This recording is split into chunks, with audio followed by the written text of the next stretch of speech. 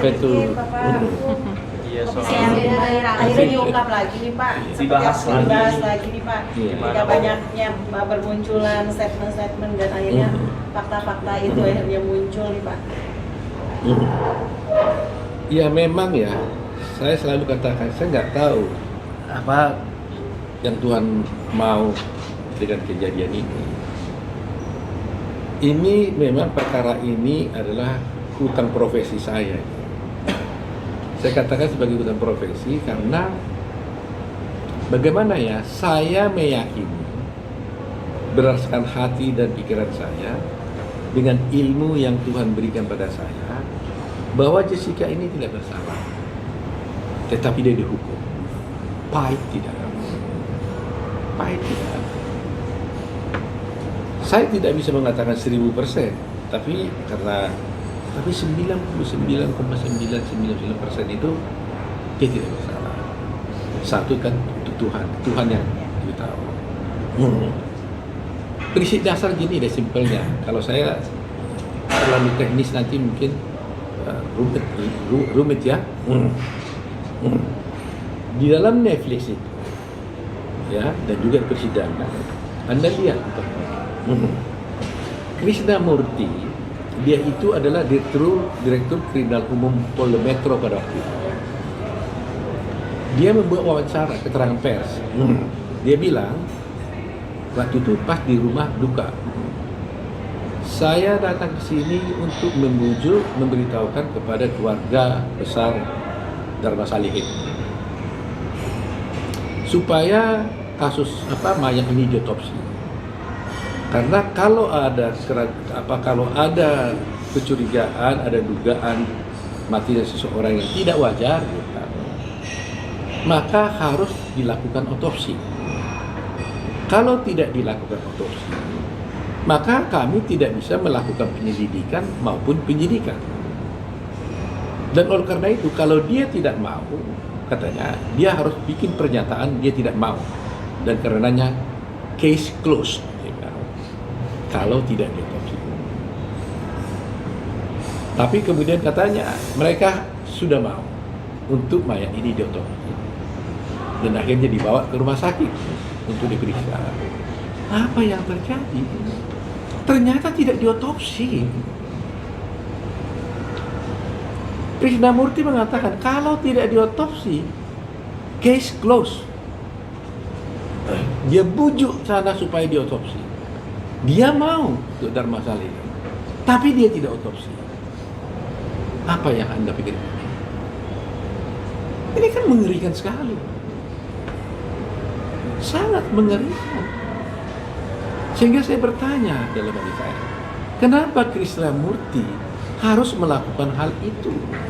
Dia bujuk-bujuk Dharma Salihin supaya mau mayatnya yang sudah mau dikubur, ya, dibuka kembali, diserahkan ke rumah sakit, ya, dibujuk-bujuk supaya diotopsi.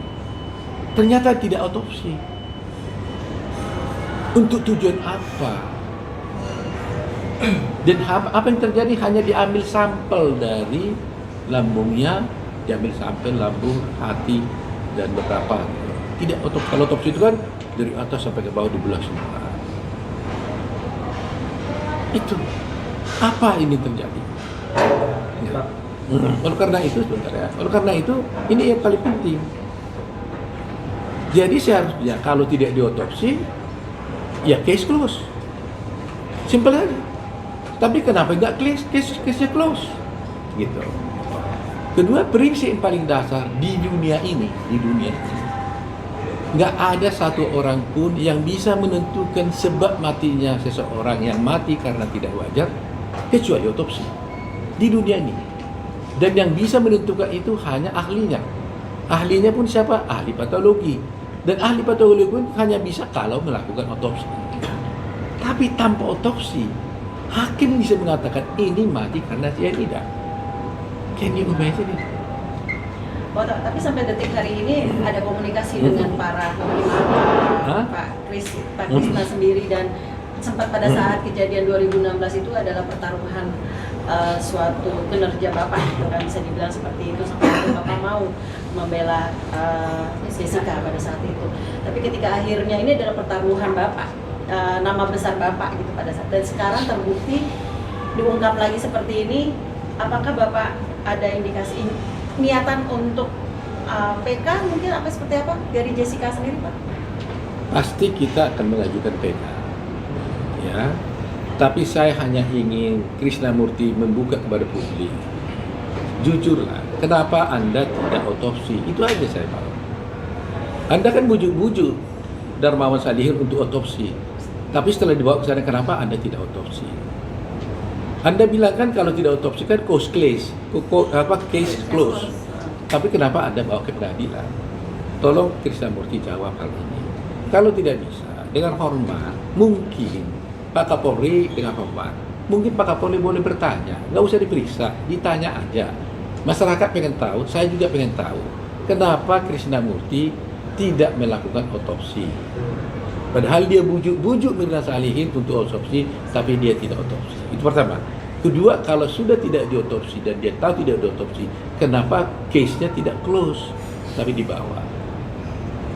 Itu hanya permintaan saya, permohonan saya kepada Krishnamurti, kepada Kapolri. Kalau itu bisa dijelaskan kepada masyarakat, mungkin masyarakat bisa mengerti.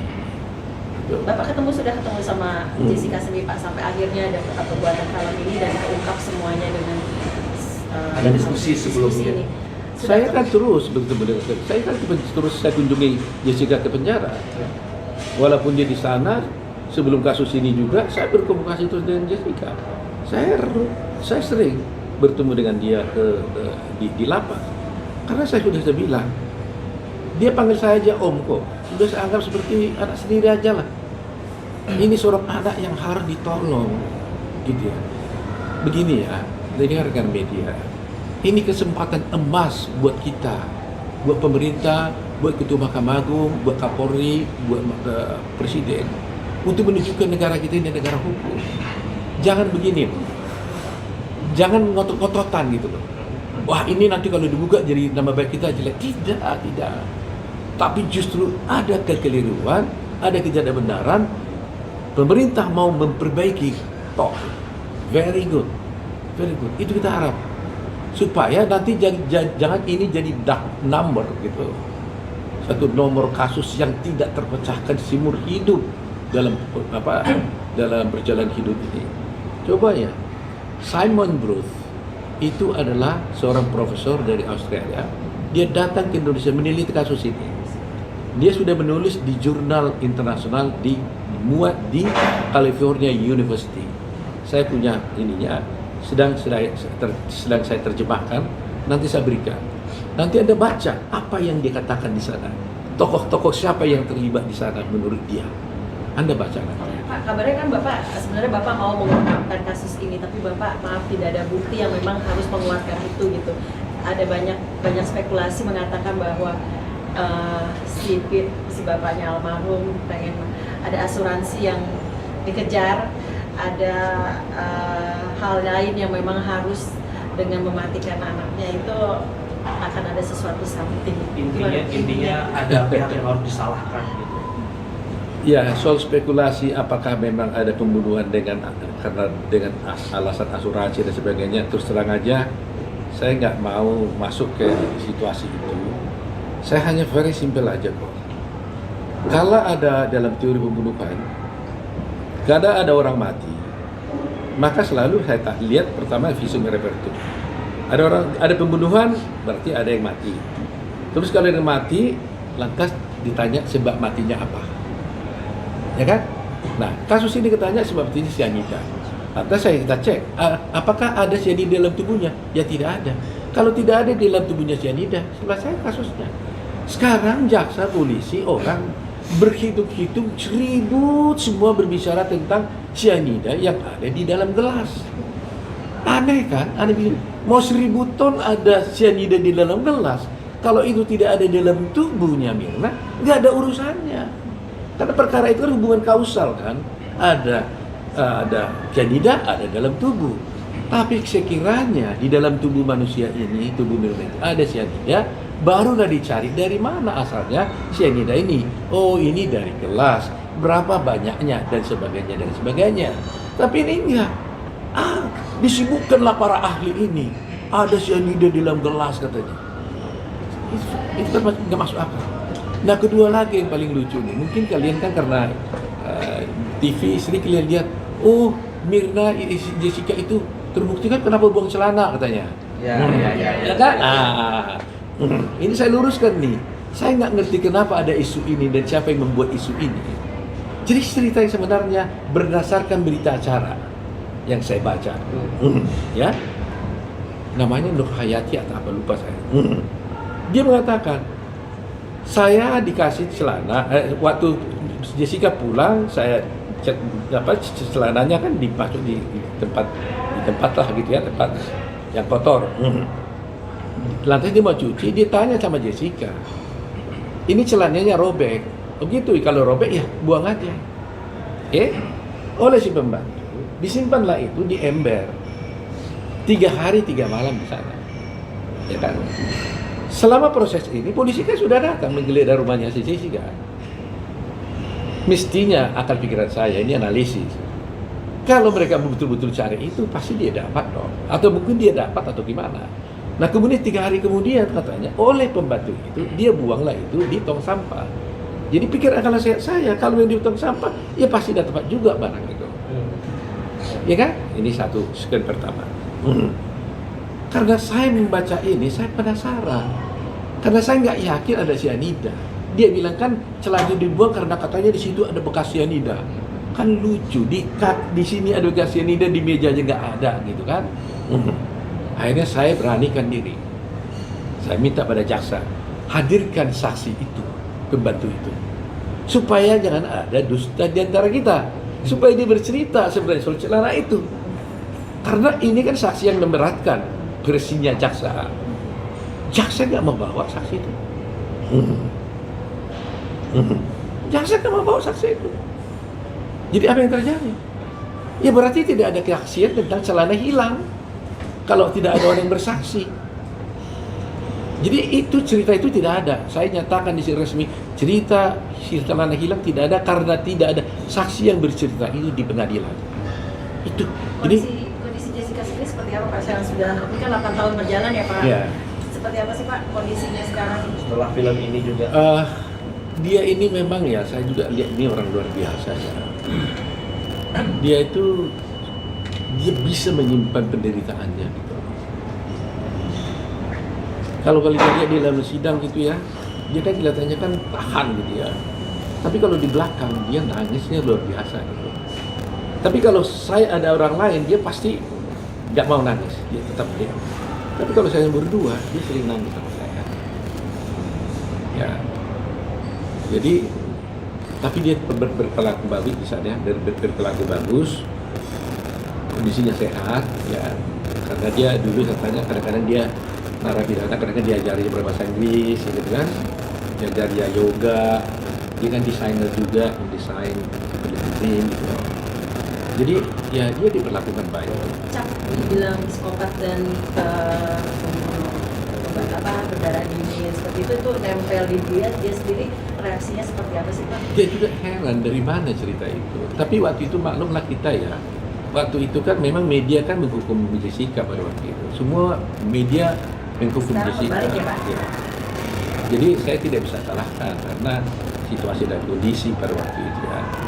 Jadi kalau dia psikopat beginilah, pasti juga kan saya bilang sama dia minta gerasi, ya kan? Saya bilang Jessica, karena saya pikir kan, udahlah walaupun kamu nggak salah, daripada kamu di sini sampai 20 tahun, siapa tahu saya bisa meyakinkan presiden atau otoritas dengan bukti-bukti yang ada, ajukan aja gerasi lah gitu. Terus Jessica bilang, kalau gerasi ada apa syaratnya Om? Syaratnya kamu harus mengakui kamu bersalah dan kita minta ampun. Om dia bilang, kalau itu saya tidak mau. Saya tidak mau mengakui sesuatu hal yang tidak pernah saya lakukan Om. Ya tapi kau kan di sini terus menerus. Nggak apa-apa. Oh 20 tahun saya di sini juga saya terima. Kalau itu yang diminta, saya tidak akan mengakui apa yang tidak pernah saya lakukan. Sehingga saya teringat waktu di waktu dia di Polda, dia kan cerita di persidangan. Di cerita dia nih, dia didatangi oleh Krishnamurti disuruh mengaku versinya dia. Dia juga nggak bisa dipengaruhi oleh Krishnamurti. Kita lihat dia itu dimasukkan di seltia apa? Seltikus. Lampu dihidupkan terus sampai matanya itu apa namanya kering. Itu ceritanya Jessica. Tidak juga mengaku dia. Padahal kita tahu polisi kan pintar kan. Polisi Indonesia ini jago-jago loh. Teroris masuk 10 hari pasti ngaku deh. Pembunuh mana yang masuk narkoba semua ditangkap itu 10 hari ngaku semua. Tumbang semua itu. Hanya Jessica yang nggak pernah mengaku. Dari seluruh yang ditangkap oleh polisi. Semua teroris ngaku. Jessica tidak. Itu yang benar. Dan dia tidak mau mengaku sampai sekarang. Dan dia tidak mau minta mengaku bersalah meskipun dikasih bebas.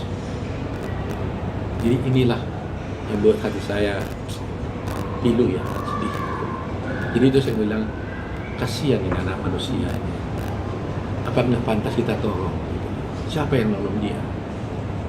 Siapa? Ayolah kita tolong dia. Jangan tolong saya, tolong Jessica. Terkait statement dari ayah Anda Mirna sendiri terkait dia punya botol yang sama mirip gitu. Statement itu bisa dipanggil seperti apa?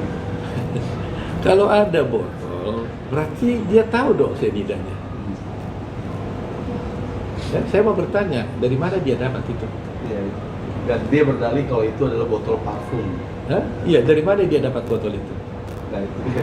Ya. Di tayangan video itu dia berdalih terus meluruskan omongannya, kayaknya keceplosan gitu, meminta maaf gitu. Siapa keceplosan? Dia? Iya. Asalnya. Ya makanya saya bilang, kalau dia ada botol, berarti kan dia dapat sesuatu botol itu. Berarti dia tahu dong ada cyanida dong. Ya, dia tahu dong. Ya dia harus cerita lebih lanjut dari mana dia dapat. Ya kan? Kan aneh kan gitu kan? Nah, itu juga Bang, maksudnya setelah film Ice Coffee ini viral, terus juga banyak kejanggalan nih, dan muncul juga opini di masyarakat. Abang sendiri selaku kuasa hukum Jessica, penegasan lagi, apakah tidak ada buat apa? Ini saya cerita satu sama kamu ya. Soal tadi kamu tanya botol dan sebagainya, kan dia tunjukkan juga katanya apa, ada tangan-tangan itu ambil apa gitu ya. Iya. Menurut ahli yang kami ajukan persidangan, CCTV yang ditunjukkan di persidangan itu adalah rekayasa. Kata ahli saya itu. Contoh yang dibilangkan Pak Dokter begini. Biasa kan perempuan ini pakai legging. Jadi kalau mau jongkok gini kan takut robek. Masih ditaruh gini kan? Iya. Ya kan? Sering kan telinga taruh gini kan supaya. Nah, itu taruh gini ini menurut ahli kita itu yang ini, bisa ini. Ini di replay digini-giniin CCTV-nya, dibolak-balik. Seakan-akan dibilanglah dia menggaruk-garuk karena gatal karena cyanida. Tumpahan. Padahal dia hanya gini doang nih. Tapi di video itu, di CCTV itu ditunjukkan gini. Seakan-akan dia garuk. Itulah rekayasa itu. Itu kami buktikan di persidangan. Dan ada bukti tandingannya. Ahlinya ada, siap datang. Dan di sidang dia disebutkan itu rekayasa. Tapi dia diancam pada waktu itu. Ini salah satu. Kemudian yang ada di dalam apa namanya itu? Paper bag, ada tangan dibilang seakan-akan tangan Jessica gini ya. Itu kalau itu lupa saya persis. Tapi yang saya ingat adalah ahli kita mengatakan itu tangan Jessica itu manjang seperti nenek lampir gitu. Saksi kita itu membuktikan ini rekayasa. Ini yang benar gitu. Ini gimana? Nah, kalau nggak benar, panggil saksi itu. Kalau itu nggak benar, tangkap saksi itu kan. Tapi saksi itu bilang siap, kapan saja. Dia dokter dari Jepang. Saya sudah analisa barang ini. Ini adalah tidak benar. Kedepannya gimana nih Pak Oto? Dalam arti kan ini semua sudah keungkap semua seperti ini ya Pak Oto. dari segi dari tadi Pak Oto juga meminta untuk kepada Pak Krisnamurti, Polri gitu kan, terus sama juga dari orang-orang yang sudah bersaksi semua itu, dari Pak Oto pribadi sebagai kuasa hukum Jessica Mila, Jessica seperti apa? Iya, emang saya bilang, saya tidak, jangan ada kita pikir sini menang kalah. Saya juga tidak ingin menang. Saya hanya ingin keadilan ditegakkan. Jadi kalau nanti jaksa merasa, oh nanti saya kalah, jangan gitu dong. Ya, polisi menganggap saya kalah, jangan. Saya juga kalau umpamanya Jessica juga dibebaskan, saya tidak merasa menang.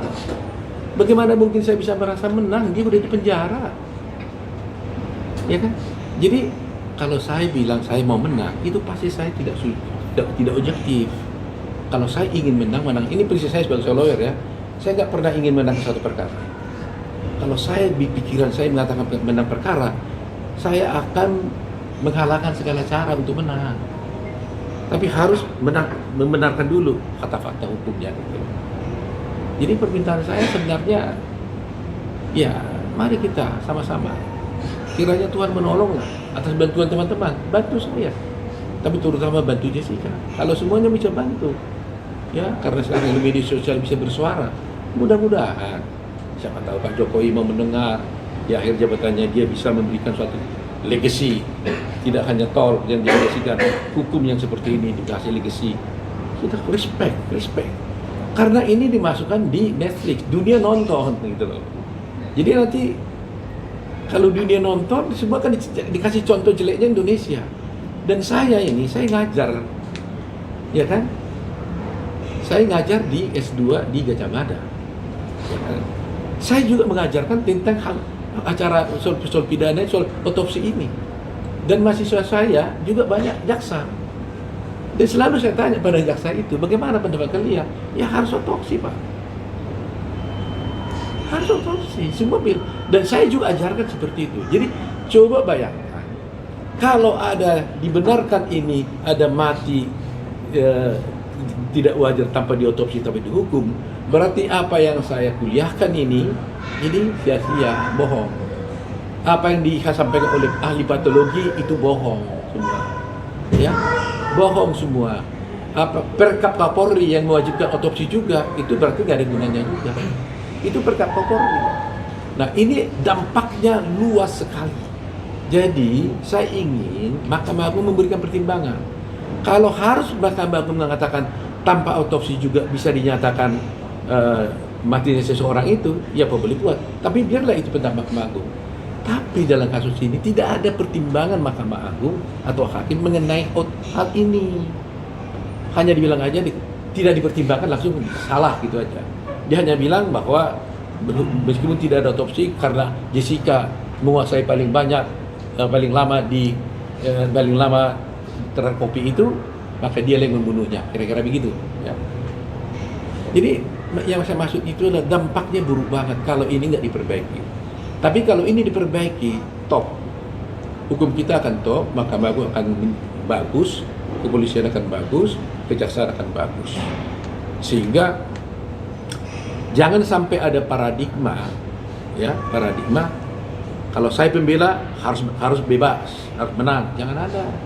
Jaksa juga jangan ada paradigma kalau saya tuntut harus dihukum, nggak boleh begitu, ya kan?